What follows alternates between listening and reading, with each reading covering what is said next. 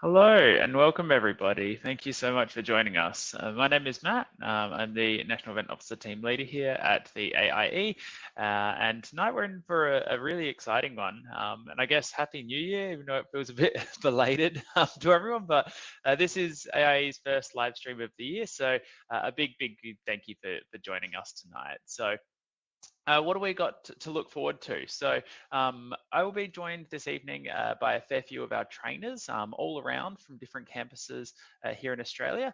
And what we're going to be looking at really in this Best of 2024 live stream is some of the projects that were created last year and some of the best work. So I just do want to say though that although the live stream is called Best of, the projects that we've chosen tonight are standout projects from the previous year. However, there were lots and lots of projects. So it's actually quite hard to pick from in regards to which of the games and which of the films and stuff to talk about. But the cohort last year were a terrific cohort. Every year they seem to just get better and better and better, which is, I guess, a compliment to our trainers and such, but a compliment mostly to the students. So tonight we're going to be looking at some of their work, and I guess for anyone out there who is interested in learning how to become a game developer, visual effects artist, or filmmaker, I guess a little bit of a future insight into what you could be creating. So first up, actually, before I actually jump into the first trainer presentation, or game, I should say, during tonight, we do have some wonderful staff in the chat. So if you do have any questions, feel free to pop them in there and we can get them answered. We'll do our best to get them answered. But other than that, kick back. Hopefully you've got some popcorn or some sort of drink and snack and enjoy. So first up, we'll be speaking with Emma McIntosh from Adelaide. So let's jump in with Emma. All right, and there we go. So welcome. Thank you so much for joining us, Emma. For those watching, this is Emma McIntosh, Game Art Trainer from Adelaide. So thank you so much for being with us. Pleasure. All right, so first project of for the evening, we're going to be looking at an Adelaide-based one called Redline. So Emma, let's jump straight in. What is, or do you mind telling us a little bit about the project Redline? Yeah, sure.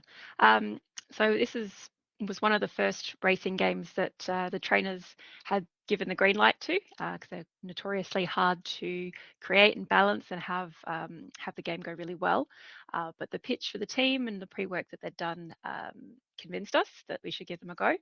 They had a fairly large team as well, team of 10, so 2 programmers, 2 designers, and 6 artists.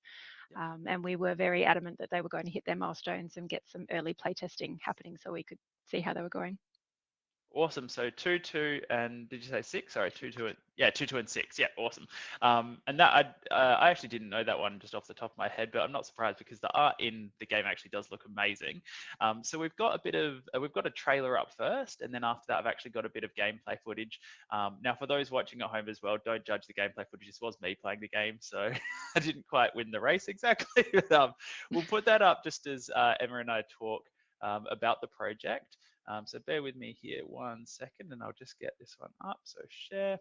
They definitely did direct their target audience was people who love racing games. So Yeah, the level of difficulty is. So the first time I actually played this game, I came last, I think 3 or 4 times in a row. And then I got the hang of it and I think I'm coming like either first, second or third, probably mostly second and third, but you get the hang of it. Yeah, it's a really good game. All right, so being an art trainer, I guess, can you speak to the art style and the decisions for this game? Yeah, so I know the team wanted to do sort of stylized realism. They wanted to have a Neo-Tokyo vibe, so it's kind of cyberpunk and kind of Japanese-esque theme. They did a lot of kind of art tests, which was really good at the beginning. They knew that they were going to be investing heavily in VFX. So because I had so many artists, they did have students specialize, I guess, within the art team, and they had a really strong art lead who was able to coordinate the tasks based on skill set and what people had shown interest in doing. So we had some people who were just building ships, some people who were doing props and textures, some people who just did VFX, and some that were on environment, some were on ships and that ship animations. There was a really strong collaboration between the designers and the artists. So the designers had wanted to create moments. So these times when you kind of go deep down into the city and then zoom up into the sky, these were all the special moments, and that was their point of difference for the game. Yeah, yeah. And students at AIE, when you talked about just there where some students do this, some students do that, do students at AIE, they kind of get the choice in terms of like if they want to specialize in an area on a project, do they get that choice, or is it teachers assign everyone their roles? Yeah, so it's an interesting question. Generally over the course, people discover through their assignments and doing their work what they want to specialize in. So major Yeah, production is a really nice opportunity for them to, go for it in a sort of kind of a live environment, it's a studio simulation. We do assign art leads, so people that have shown the capacity to provide leadership, and they're organized, and have strong artistic talents. And it just means that they can help to kind of coordinate that team. Generally, people put their hands up for what they want to do in major production, but when yeah, it comes down to it, tasks need to get done. So sometimes yeah, people pick up extra tasks, or they're asked to do extra tasks. So may not necessarily do exactly what they set out at the beginning of the project, but that's what happens in a studio anyway. So it's a good learning experience. yeah.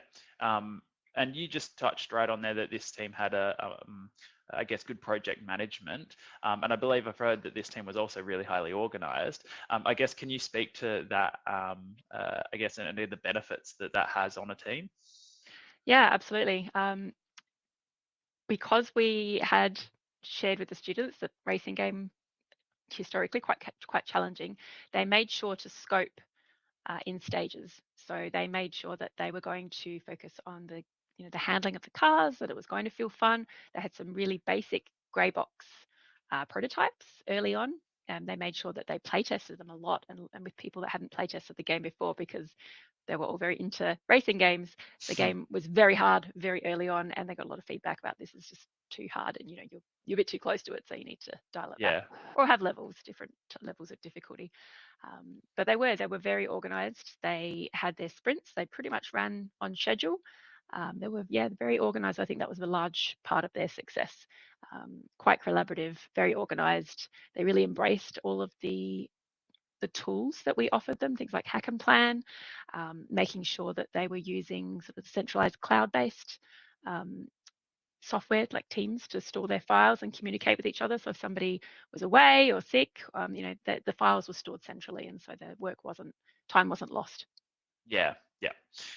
And I guess organization is a big thing of what we teach here at AI, because so obviously in projects like this, you're either delivering for a client or you're delivering to budget. So staying organized is a huge part, I'd imagine, in studios. So, Yeah, definitely. and what was your favorite part of the project? That's a really interesting question. Um, Favorite part of the project. I really enjoyed seeing it come to life. Like some of the pieces were being developed sort of by each individual artist and programmer, sort of coming together. But then there was a point where I think it was about the alpha of the game where everything kind of just started to coalesce, and you could really see where the game was going. They started adding that level of polish because they had left time in their schedule for polish, especially towards the end when we had the gold build. The polish really just took it to that next level. They had somebody custom make the music. That really added good atmosphere. The VFX really like they accelerated. We had some industry come in and talk to the students, which we do every year. But one of the students had a really fruitful conversation with an industry person, and it helped resolve an issue that had sort of been niggling. So that industry input was really awesome. Oh, that's amazing. And I don't know whether, surely you know this, but it might be a surprise, I don't know. But the lead, shout out to Chris, the lead artist for this game. I just found out yesterday, I think it was, that he has been hired by a studio now. So Yes, Chris did an yes, amazing job leading this team. Yep. yeah. So shout out Chris, and best of luck. I believe he's going to be starting with Big Ant Studios soon. So Yes. Good luck, Chris. really excited and really happy for him. So he's very deserving, as all the team members for this game. Very It came together. proud.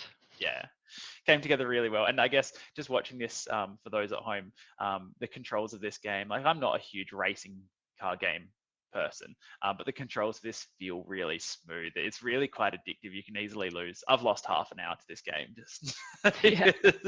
because, The ships handle really well, and yeah, actually the team constantly were seeking feedback, and they were Yeah. really responsive to feedback, and they dug down and asked more questions when people gave feedback. Tell us more about that.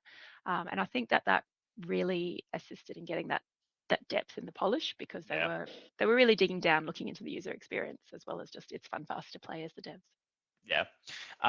And we've got time for one last question for you. So I'm going to ask, in your opinion, what key parts make a good student project or make a good student game? Like, what are the key elements to making a really good portfolio piece or game if you're a student? Yeah, that's a good question. Let me have a think about that. I think having a clear direction early on, and not having that kind of too many cooks in the kitchen, everybody wanting to have equal say, and the push and pull can chew up time, I've seen in student projects. That's not to say that it's a dictatorship or anything like that, but embracing those roles in studios. And then, sometimes those roles are there for a reason. You've got people who will be able to make decisions quickly, sort out the direction. Where's the fun? Does it don't have too many different genres in there? Sometimes students want to have a little bit of this, a little bit of that.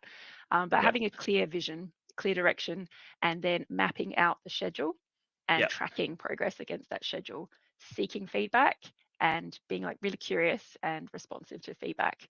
That is always a winning mix.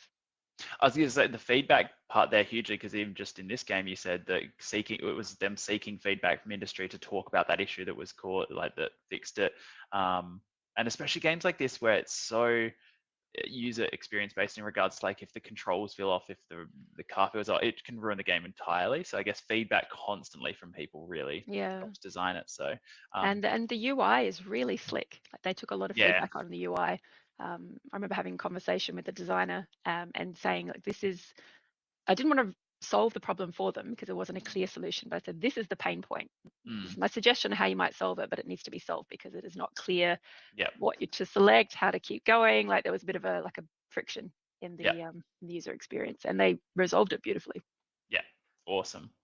And for those watching at home, if you do actually want to check out Redline, it is they have put it up on Steam, or I believe it's coming soon to Steam. So keep an eye out. If you just type into Google Redline Steam, you should be able to check out the project. So a big well done to all the trainers, but specifically as well the students that put this project together. It's phenomenal. So well done, everyone. They did a great job. Yeah. And thank you so much for your time today, Emma. We really appreciate it. No worries. Next up, we will be speaking with Dan Sanguinetti, filmmaking trainer from the Canberra campus, and having a look at some of the filmmaking that went on in Canberra. So thank you so much, Emma, and let's connect with Dan. All right, and there we go, and welcome, Dan. Hello. Hey, Matt. Hey, thanks for having me. No worries. Thank you so much. And for everyone watching, yes, Dan Sanguinetti is an AIE filmmaking trainer based out of the Canberra campus. And he is here today to talk about one of the Canberra filmmaking projects from last year. So really excited. And without further ado, I think Dan, do you want to tell us a little bit about what we're going to be seeing today? Yeah, absolutely. Well, we're going to talk about the Advanced Diploma major project from last year called Broken Pieces. This is like the major piece of work that was done by the Advanced Diploma class last year. It's a 72-minute feature, which is quite unique, obviously, for a film school to do that with an Advanced Diploma class. But it was a very exciting project. It had a great concept, a great idea behind it, and a really strong team that enabled it to happen. And so it's really sort of exciting to be able to share this with you today, because this is actually the first time publicly we're even sharing the trailer of the film. Which is really cool. Yeah. Oh, that is super exciting. I feel very exclusive. So whoever's joining us, there you go. All right. Premiere. So without further ado, I think what we'll do is let's play the trailer, and then we can talk about it a little bit afterwards, if that suits you. Yep, sounds great. Cool. All right, bear with me here for a second. I've just got to get the right screen up, and we'll press play.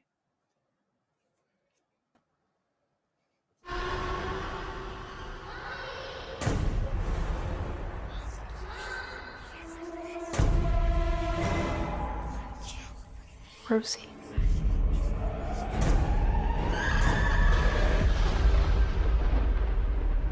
Hey, what are you doing? I've been here, what, half a year? This godforsaken town judges us. talks behind our backs, stares at us ever since. I can see how much it's hurting the two of you. I'm a failure as a husband, as an officer, as a father. I couldn't even save my daughter. This town has a penchant for drawing broken people. Who are they? You don't know what they're capable of. Without us, there is no community. I know you don't want to hear this, but you need to start changing. You can let go now. Funny, I was about to say the same thing. Where's my daughter? We've problems with both of them. Who gets to decide who's worthy or not? You said he would control her. Maria? What are you talking about? She's still alive! We need to go.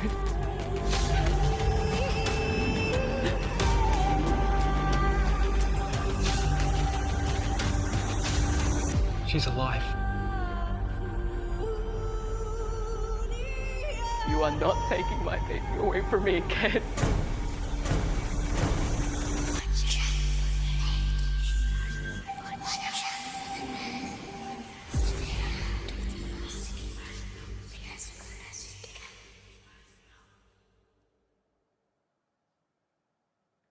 All right. That looked good. Really good. Thanks. Yeah. No, I mean, it was. I felt an honor to be their trainer and producer of the film, to be able to enable them to make it happen. I mean, as I said, it was a great concept to put together, and to see it come together in the way it has. I'm very proud. Trainer, producer, filmmaker, to be involved in that, and to be, to give them that opportunity as well to make that film happen. If someone had shown me that, I would have absolutely believed that was a genuine movie coming out of the professionally made in America or somewhere else. So look, absolutely, it's the approach. Yeah. It's what we want to do as part of our course. It's professional filmmaking. Yeah, that's all we want to do. That's awesome. Alrighty, so I do have a fair few questions for you regarding the project, but I think while we discuss it, there's some B-roll footage or in the background footage that I think we'll put up and watch as we do that, if that suits you as well. So sounds with me, great. we'll bring it up here. Slowly getting used to how to do this, but all right, so we'll share that one and press play. Alrighty, there we go. Yeah. So first question I had was, how many people took part in this project? How many students were involved in this?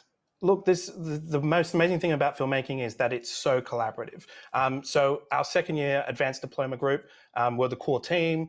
We had Joey Q as director, Jamie Burgess as production designer, and then there was Naomi Abaka, Tiffany Portillo Cruz, and Joey, who wrote the script. And then we got Anthony, who was one of our production coordinators as well. And then Ian Schmidt was our DOP. So that was our advanced diploma class. But then we got to collaborate and have the first year class come in and help as part of the project, which was really exciting. Yeah. We also had collaborations outside of AIE, where we had the CIT sound course.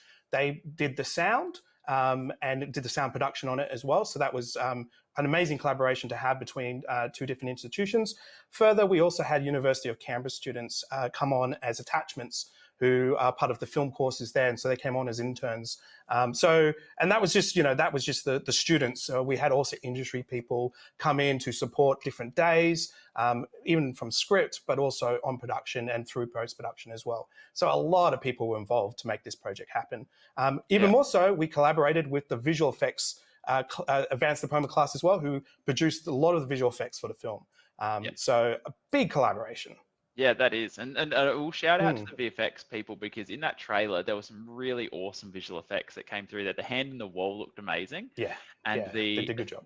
Yeah, and the ethereal ghost material, I don't know what you want to call it, plasma, I don't know, but spirit looked really amazing as well. So, and I'm loving some of this B-roll footage as well, seeing, I guess, the behind the scenes of a lot of it. So, awesome. And how long did this project take for?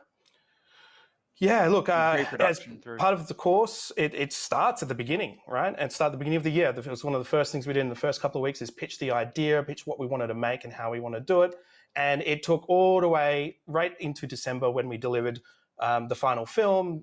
So that's a good, 11 months really, from script to production to post-production.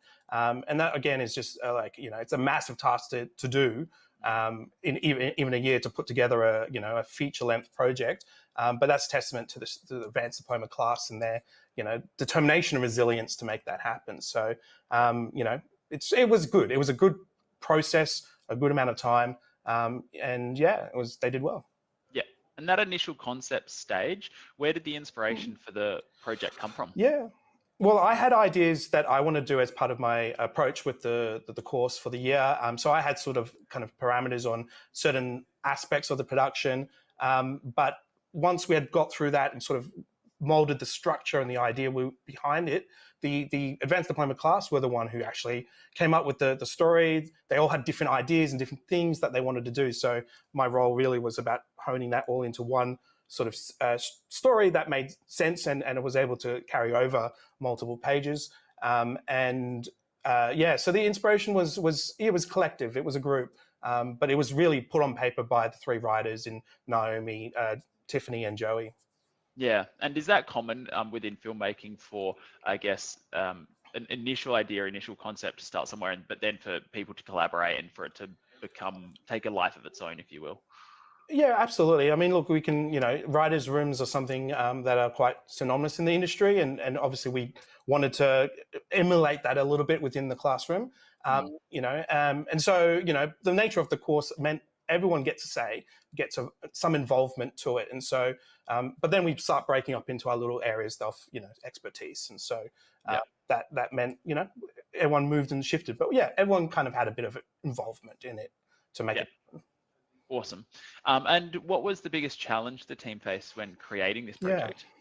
I mean, look, it's something we obviously won't always do and often, and it was just the right set of circumstances to make it into a feature length. The goal started out being, something around the 40-minute mark, but it was clear that the story had legs and there was a really great path to make it happen based on the way that they planned to schedule it and how they were going to shoot it.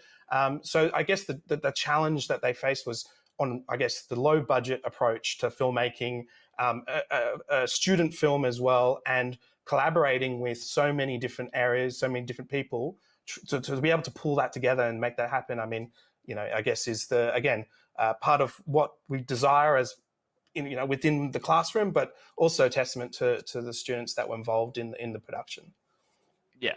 Awesome. And we've got time for one final question here. What was your favorite part of the project? Well, actually, if we look at the screen right now, this sequence here, that was shot, I think this was a really great day. This was a day of so many collaborations. We had extras. This was shot in a hall, like a community hall in the place was called, I think, I can't even remember. The place is somewhere near Collector, but it was beautiful. It was a beautiful little place. And we had so many different collaborations all happening at once, and it turned out so great in the film. It looked amazing. It was lit well, and it was just everyone came together as a team, and it was the biggest day on the shoot for sure. And in the film itself, particularly in the end of the trailer, this is where you saw some of these sequences being shot and put together. Yeah. Awesome. I absolutely love this. This is great. I'm going to keep watching this after as well, some of the B-roll. That's amazing. And thank you so much for sharing this project with us. I'm really excited. If that's the quality of the students last year, I'm really excited to see what you can build upon and create this year as well. So. Yeah, of course. And look, Broken Pieces is going to be something that we hope to get out there. Film festivals is our first step. And so, there will be opportunity for anyone to finally be able to see this. Of course, it will get released on AIE's, website and, socials at some point. The trailer will be too. So, this will be, this is not the end of the Broken Pieces story. There's so much more to come, which is very exciting. Awesome. I look forward to it. Well, thank you so much, Dan, for speaking with us today. Next up, we do have Natalie and Joel from Melbourne campus, who are going to be sharing a first-year game project from there. So thank you so much, Dan, and let's jump in with Nat and Joel. All right, and here we go. Hello, Joel. Hello, Natalie. Welcome. Hello. Hi. So thank you so much for joining us tonight. So for everyone watching this, we are joined by Joel, who is a Melbourne campus game design trainer. So welcome, Joel, to the stream. And we're also joined by Natalie, event officer for Melbourne campus as well. So welcome, Natalie. Yay, hey everyone. All right. And so tonight we're going to be looking at a Melbourne campus, I believe, first year student project, but I don't want to detail anymore. I'm going to pass it over to Joel to give us a little bit of a brief on what we're looking at. Awesome, thank you. This was the end of the first year. So at the end of the first year in our advanced diploma course, we do a major project. And in the major project, it's an opportunity for the designers, the programmers, and the artists to all get together and make a game, basically. So. Cool. And what's the title of the project? What are we? So the game is called I Hate My Job and My Boss is a Lizard. Wait, one more time for the audience. Sorry, what was that? Yeah, it's I hate my job and my boss is a lizard. I hate my boss. I hate my job. I hate my job boss and is a my lizard. boss is a lizard. Yep. All right. Naturally. Amazing name. Wow. Yeah, amazing name. Okay. First instincts on that, Nat. Have you played this game before? I have not, but I'm already obsessed. Like that is amazing. What a cool group to come up with that game. Yeah. Was it one person with the idea for that title, or did it all come no, together? that right at the beginning they actually get an opportunity to brainstorm as a group. So once we put them all into teams, they actually have to pitch back to the teachers. So they come up with a few ideas, and that was the one they kind of stuck with. And of course, all the teachers loved it. So yeah, we said greenlit. Go for it. I wonder what the acronym for that is. Yeah, it's pretty hard. It's like 10 letters or something. I think anyone in chat figure that one out for us. That'd be very handy. Yeah. Alrighty, so I'm going to chuck up actual gameplay footage. Let's start watching some. We've recorded a little bit of gameplay footage from earlier, so I'll have that rolling the whole time while we're discussing this. But Joel, first question for you regarding the game is, how long did the project take, and how many members in the team were there? Yeah, sure. So the major project in the first year goes for about 10 weeks. So we give them we have 3 days of class a week, and they get about 10 weeks of that to put it all together. But we do give them a little opportunity at the beginning to sort of meet up and, half of a Friday 3 times or something like that to do all the brainstorming. So, realistically, it's about 30 days worth of work. But each of our teams this year, we had about 9 people on the team. So I believe that was 4 or 5 artists, 2 designers, and 2 programmers. So. Oh my gosh, it looks so cool already. And you play as a frog. Is that what? And you can play as other creatures as well. We've got koalas, there's a shark, I think. Yeah, so these cute little, chibi mascot guys, which are awesome. This is adorable. Yeah, it's definitely got those Overcooked vibes. You've got to work together as a team, otherwise it's absolute chaos. You're playing as an intern, trying to fulfill coffee orders and do monotonous paperwork and stuff for your boss. And your boss, I don't know if you can see it there in the video, but the boss, the lizard's actually on the TV, and he'll get angry if you don't do the stuff. Yeah, that's cool. No, I didn't see that. So yes, disclaimer, this was actually me and a few people from the campus here playing this earlier. And it did take us probably a round or 2 to really figure out what was kind of happening.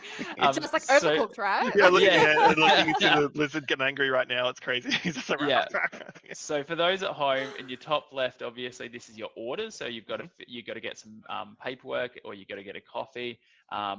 The idea that with the team had, there were 4 people playing this, was me and another person were doing the papers, and the other 2 were doing the coffee. It turned out the first time we tried this, there was just chaos, and we failed. But this one we did a little bit better. That is awesome. Nat, did you have any questions for Joel? Oh, yes. Joel, what is your favorite part of this already amazing game? I think it's definitely got that zany quality to it. 10 weeks is not a lot of time to make a game. No. And I think the students, they just did a really smart idea of, they had their theme really clear really early. And so, that cutesy, crazy, zany vibe is always a hit. So that's probably my favorite part for sure. And I think they just really captured that essence of what Overcooked started, with that crazy party game. They just really got that. Yes. They had that from the start, so they had really good testing throughout. So. I mean, like, you know, being a game designer, definitely want to be able to create a game that you're actually going to enjoy yourself. Exactly, right? Yeah, Like, one of the best parts about being in the industry, right? Yeah, I'm looking at this and I'm just like, I cannot wait to play this. Like, obviously, part of my role is like, you know, taking games and like taking them to expos, and I'm just thinking, whew, I'm gonna play you so many hours. I can't wait. So it's good that they had the theme established early on, but what challenges did they face later on? Yeah, good question. Yeah. So this was our first year. AIE made the switch in our advanced diploma course. We used to teach Unity as an engine. Yep. But now in the advanced diploma course, we teach Unreal. And so this was the first time that the teachers and the students actually had to go through that whole production process of, you know, how do you get 9 people to work on an Unreal project together? How do you stop people from clobbering each other's changes and things like that? So that was a whole moment that we all had to figure out. And these guys were actually pretty good. They only had maybe a couple of instances where that really happened.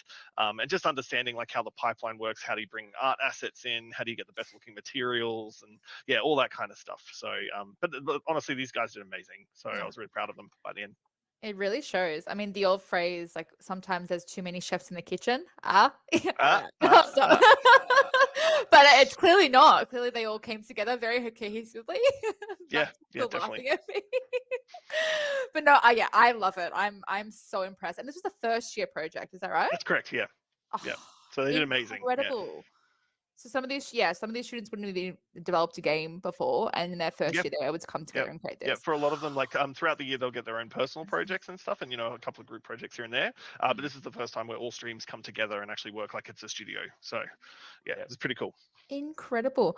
Well, do you have any advice you would give for students doing this assessment in the future? Yeah, great question. I think if you're doing this exact project, you know, with the 10 weeks and the bringing everyone together for the first time, simple concepts always work. Like, you know, in the end, it was a very relatively simple game. The ones we see struggle the most are the ones that try to make it way too complex. You know, they're trying to make a AAA game in 10 weeks, and that's just not realistic. So these guys, they were just very smart. They picked a very simple concept with very, you know, relatively simple gameplay, and then they just turned that up to 11 to make it as fun as possible. So yeah. Amazing. Yes. That's the advice I would definitely throw at them. Awesome. So stay simple and make that simple as amazing as you can. Awesome. Exactly. Yeah. Love that. Great advice. Yeah. Awesome. Did you have any more questions for the amazing Joel, Matt? I guess no. I think that wraps up for the questions for this game in particular.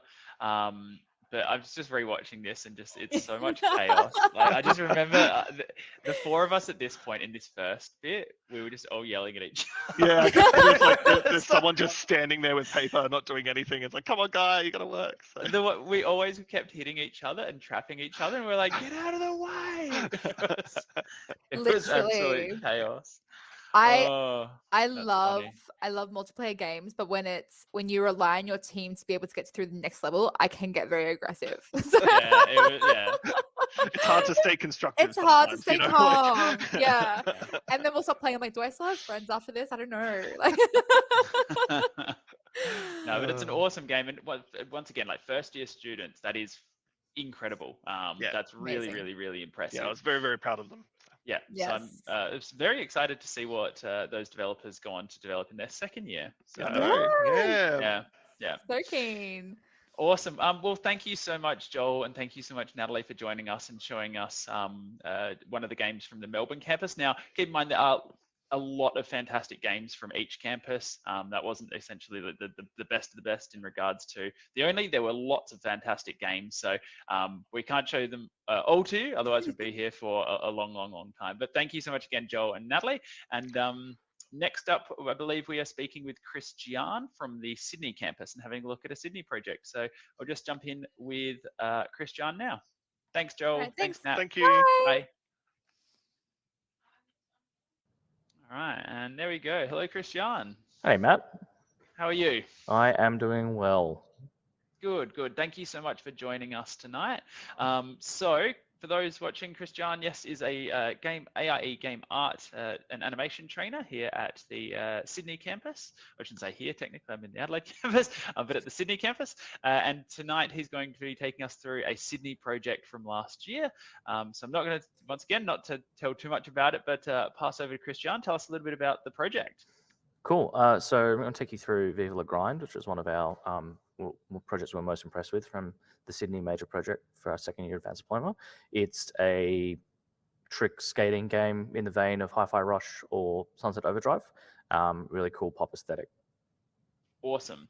And before we kind of go, I've got a few questions for you, of course. But before we do that, I've actually got the trailer here for the game. So let's chuck that up and have a bit of a watch. And I was just playing it earlier, and it does have a bit of a funky beat to it as well, the sound. So I like it. So yeah, it's very cool.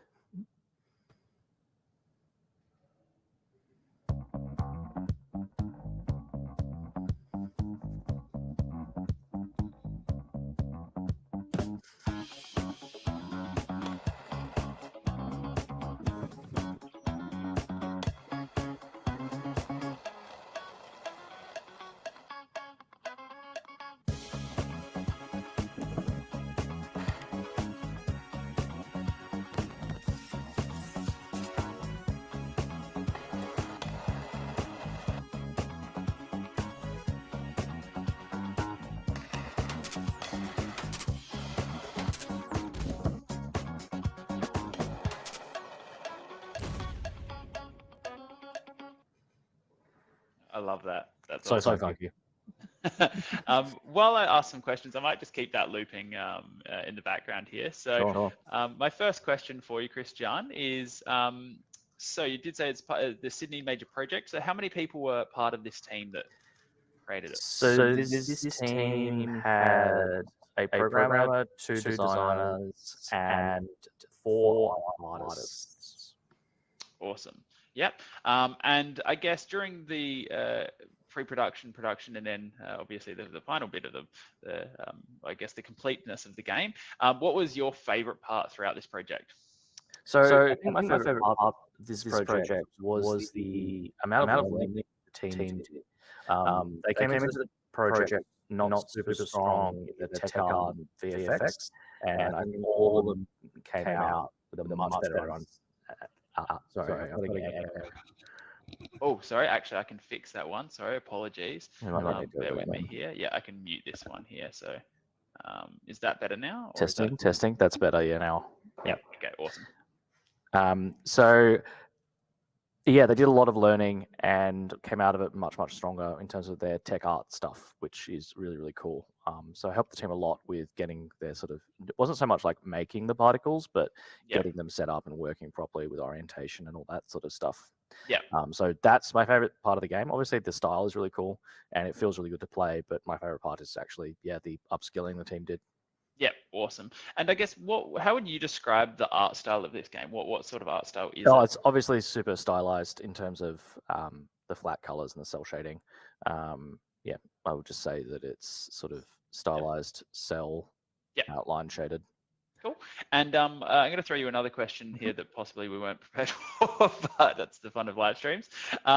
Is you talked a bit about tech art. Now, that's a term that I've heard so many times, and I've had a few descriptions. But when I first heard it, I was like, what does that actually kind of mean? What is tech art? So tech art is, it depends on how you define it and how you want to define it. It also depends, it can depend a lot on a studio, right? Right. Yeah. But essentially, it's the interseed between programming and art. So things like VFX, animation, that sort of stuff. It's basically anything that is an art asset or is in an art space that also requires code support. Every tech artist is different. But in this case, for Viva La Grind, it's the sort of the animation triggering particles to occur and like the snaps and like turning particles on and off so that they don't block the camera when GG is grinding in a certain direction. Okay, awesome. And what were some challenges that the team faced when creating this project? This is a really good question. So one of the things that I really like about this team and this project is this project didn't get greenlit. So when they pitched it to us, it was very, very, very undercooked. So the first pitch they did to us, we knocked back. And so as part of the major project, the trainers in second year, we go through a round of sort of like one-page pitches internally, and then we will get a team to do like a single pitch for one game that they choose. In this case, they did choose Viva La Grind for that one pitch they did to us, and then after that's all wrapped up, we do an industry panel. We get some industry guests in, and they pitch properly to that. Now, obviously, they took Viva La Grind to the industry panel. That was all sorted. But at their first pitch to us, we knocked it back because we were really worried, because it's a lot of animation work and a lot of like tech work to get it to feel good. Yeah. And we were worried the team would crash and burn. So we basically said that you can't do that game. Yeah. Now, what happened is that they really wanted to make that game. And so they cooked over the weekend. They basically just sat down and they built a prototype. And they came back to us on Monday and said, we still want to really do it. This is what we made. And it was really good. And so that met all our concerns. Yeah. And yeah, fine. Basically, it was really good because they got knocked back and they were going to have to do something else. And then they did the work and put in the grind.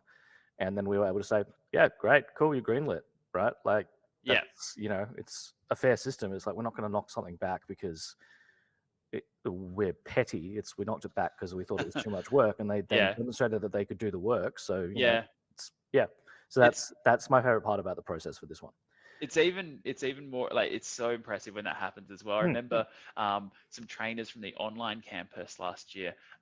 They advised there was a game that a few people wanted to create, and they had only one programmer, and the game was top-down like mech shooter, and they wanted different weapon systems for the player. They wanted different weapon systems for the enemies. They wanted a payload system put in as well, and it was just a lot of technical like programming. And everyone was like, when they first pitched to us, we were there for the like not even alpha, like real gray box level, and everyone, the feedback was like, oh, we think you're overscoping, like I want to cut back. Anyway, they delivered, and this programmer, I don't know, he must not have slept for like 6 months, but he delivered, and this game was incredible. And like, you're just sitting back and you're like, wow, like the fact that, and looking at Viva La Grind, like just even looking at this control section here, you got trick 1, trick 2, trick 3, you got camera, like there's a lot happening, and obviously within the game itself to be able to combo. Yeah, and that's what we were initially really worried with when they pitched it. We were like, this is going to be really much more complex than you think it is, and it's going to be tough. Yeah. And it still was, but they basically demonstrated that they would be able to execute on their vision. That first little push they did, and so they got greenlit and they went forward to make something really cool. I think most of these students are going into the games business course now, so I think that Viva's being taken forward. They might do something else, but that's incredible. And we're going to learn more about the games business in a minute, actually, because next up we're speaking with Chad from Games Business. But back to Viva La Grind for a minute. I've got, I guess, one more question for you regarding this project, which was, what advice would you give for maybe some budding game developers, or for the current year 2 students this year who are looking to do a project similar to this one, or in the major project? What would some advice be? Yeah, so I think the first one is obviously pretty clear, which is if you want to do something ambitious, you have to be able to show that you can execute on it. So basically do the work would be the first bit. And the second one would be like, you have to make something that you want to play, and that you want to work on. You shouldn't be trying to make something that's easy or hits a low-hanging fruit unless it's something that you really want to do.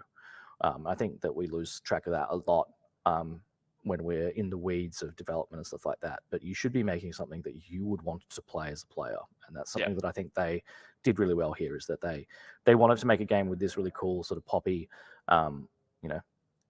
sunshiny type aesthetic. And something that was sort of a skating game or a momentum-based game that they really wanted to make and play. And then when that wasn't looking like it was going to eventuate, they put in the work to demonstrate that they could do it. And I think those are my twofold bits of advice: is make something you want to make and prove that you can make it. Yeah, really good advice. And look, the project, very impressive the way it's come up. And so I actually might, after this, play it for a little bit, because I did play it originally, I think before it was finished as such. It was actually one of the games that we took to PAX last year, which was really cool. But I know it's been devved on quite a bit since then. So and I think it will be around depending on what's happening with the games business course, and we'll obviously probably get some form of release at some point in the future, but I just don't know what that looks like yet. Yeah, and very excited to see it. Yeah, it's really cool. It's a really fun game. Yeah, Awesome. Well, thank you so much for sharing this project with us, Christian. As mentioned, next up, we are going to be speaking with Chad Habel from our Games Business course, so different to the Advanced Diploma, but we'll get a quick rundown from Chad on what that is, and we'll have a look at one of the projects from last year. So thank you so much, Christian, and let's check in with Chad. Thanks for having me, Matt. No worries. All right, and there we go. Hello, Chad. Thank you so much for being with us tonight. How are you? Hey, Matt. Thanks for having me. All right, so for everyone watching, Chad is the AIE Games Business Trainer, or AIE Games Business Trainer, I should say here. He's actually also the head of faculty for it as well, which is amazing. We're lucky to have him tonight. So, Chad, we are going to be looking at a project, Castle Cab by Team Royal Reign. But before we do that, I think we've spoken to the Advanced Diploma trainers, and we kind of know what the major project is for them and the ones we've looked at so far. But Castle Cab is a games business project. So let's start off, I guess, jumping straight in and asking, what is the games business course at AIE? Sure. So the Games Business program or course is a graduate diploma. So it's a third year, an optional third year, which is a bit like major production on the side. The actual course itself covers games business and learning about running a business. The idea is you will be running your studio, or you might be running yourself as a freelance artist or something, or a freelance programmer. We got one of those this year, or another like games adjacent business. So we've had people doing marketing or esports or simulations or whatever. So really the focus of the course, the curriculum of the course is building the business.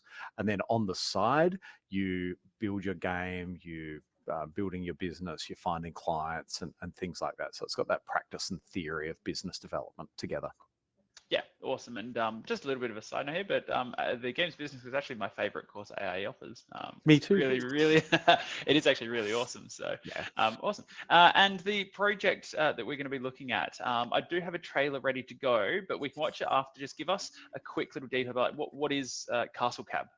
Yeah, so Castle Cab is like a wild, wacky, physics-based co-op game where you play as a horse and cart in a medieval town. You pick up passengers, you drop them off, you battle other horses and carts, and there's a whole bunch of customization options as well. So you can put on silly hats and things like that. Awesome. All right. So for those at home, let's have a little bit of a look at the trailer and you'll get a bit more of a visual representation of what we're talking about here. So just got to be able to share.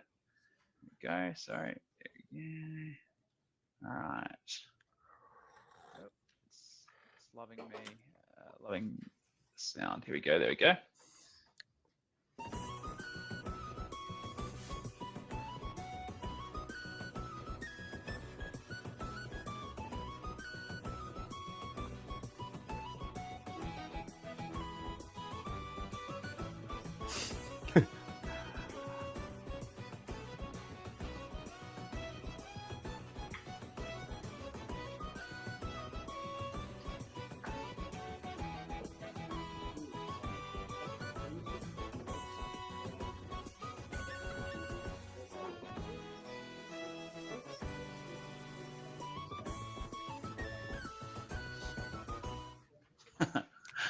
Awesome. All right. So, there we go. Accidentally turned on the video there. All right. Bring you back up here. Oh, there we go. Lovely little bit of tech issue there. All righty. So, oh, here we go. Still, sorry. I think the sound is coming through a bit strange on my headphones. Apologies here, everyone. Bear with me a second. Here.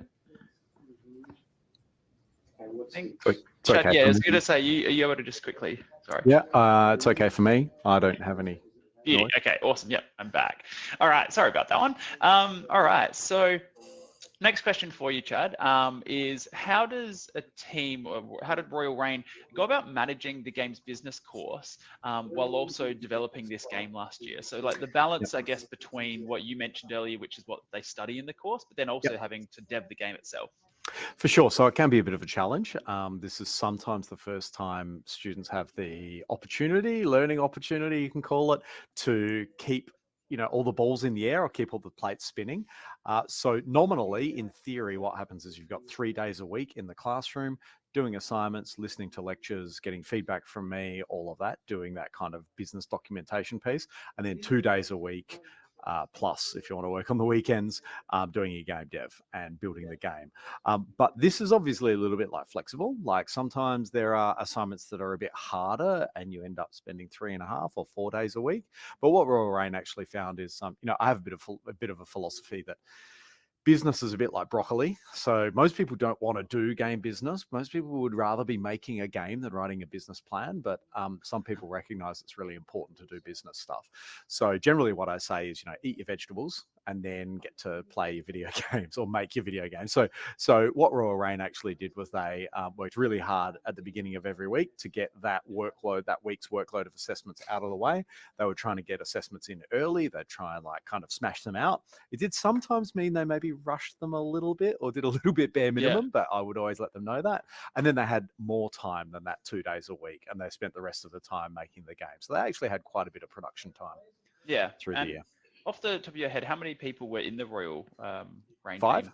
5, yeah. So they started with 6, but one person had to withdraw early, and it was 5 by the end of the year. Yeah, awesome. While we're actually having a bit of a chat, we have recorded some gameplay footage as well, so I can bring that one up and just have that running as we are chatting along. There we go, and press play on that one. There we go, finally getting the hang of things, getting better. And what was the biggest challenge last year that the team faced? Look, I mean, anyone will tell you, award winners will always say when they're accepting their award that games are hard. So making video games is really hard. So production challenges were quite big, but that covers a lot of things. Really, in terms of their production, in terms of what they made, they did really well. So there's lots of customization options you can see here. They really refined their map probably to about 60% of what they needed. They did get a lot of work done. But probably one of the hardest things in game development is just a kind of a human element. So, some team members had personal challenges or family sickness or their own health challenges or things like that pulled them out of the project and made it hard for them to be as productive as other people were being. So what can often happen in teams is you can often get little kind of factions forming. So you'll get kind of subsystems or groups within groups happening, and that can make it kind of hard to manage things. So really it was their main challenge was really the same challenges many game projects have, and that is, making sure that everyone's being as productive as they possibly can be and contributing, if not equally, kind of adequately for their purpose or their own kind of positioning. Fortunately, no one was getting paid. Hooray! So it didn't mean I had anything got too gnarly, but that was probably the main challenge. That question around productivity across the team was a bit hard. And I guess, is this different, or does the speak, and this is a question that you might not know the answer to, but the students, when they went through the advanced diploma, do you find that from the games business, they have a whole new world of challenges that they have to face compared to that, I guess, just straight deving? You're not really worried about the business aspect. You're just focused on getting the game to a playable state. Are the challenges quite different between? Yeah, the challenges are really different. What I find happens in games business is the students come from an environment which is quite structured, as it should be. In the diploma and the advanced diploma, there's a fair bit of structure, and in major production, there's a fair bit of structure as well. So you've got, I think it's 14 weeks or something like that. You've got a set amount of time. Things are broken up into sprints. Your trainers come in every 2 weeks and look at your progress and will help you manage things and be really quite hands-on. Whereas in business, all of that learning support is focused on the business development stuff, and teams are then really very independent. So I think it's really a challenge around what's it like to become completely independent and kind of on your own and have to figure your stuff out by yourself.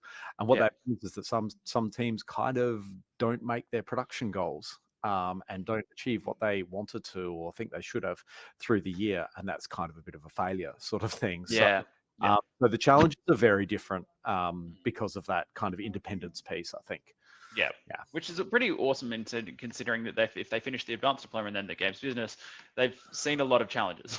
Oh yeah, absolutely. Yeah. And it kind of goes like the idea is we've kind of got a story of like increasing independence through the course of those 3 years. And by the end of the third year, hopefully they've had a number of experiences and challenges that will prepare them for employment in industry or running their own studio or doing something themselves. So that's kind of the idea. Yeah, awesome.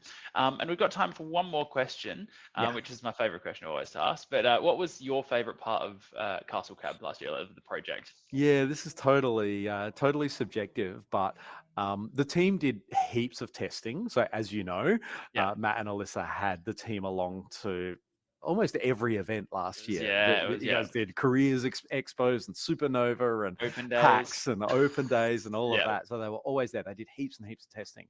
But the thing I kind of loved the most, it was a little bit disruptive in class, I must say, is when they would test themselves. So they'd have a build or something and they put it up, and they just had so much fun playing their own game. And I was sometimes like, I'm in a meeting, guys, or other people in the room were like, can you keep it down? You're having too much fun.